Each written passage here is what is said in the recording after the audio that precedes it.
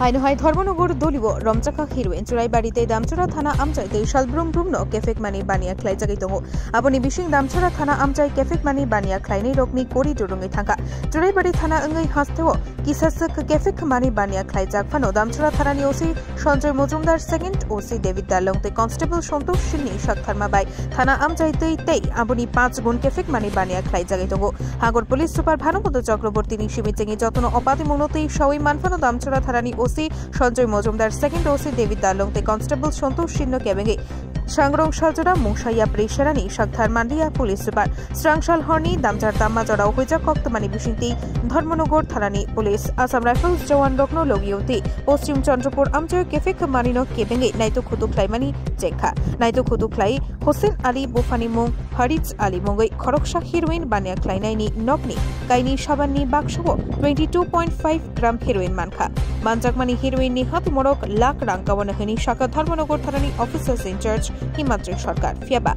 Naimuthangrok Faima Shaimani heroin Bania Klainai Khari Thanga Omonorogi Thanao NDPS Mamla Klaijakha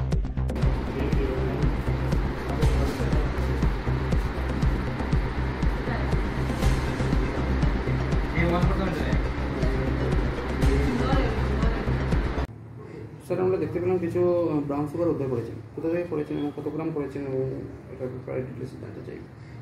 আজকে সন্ধ্যার সময় আমাদের কাছে একটা সিক্রেট ইনফরমেশন ছিল যে ওয়েস্ট চন্দ্রপুরে একটা বাড়িতে প্রচুর পরিমাণে ড্রাগস আছে তো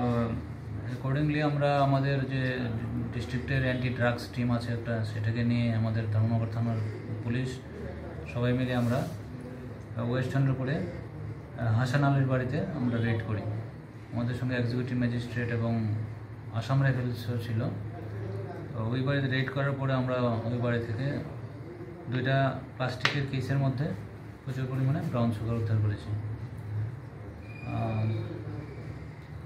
সাক্ষীগণের সামনে এগুলি ওজন করে দেখা গেল যে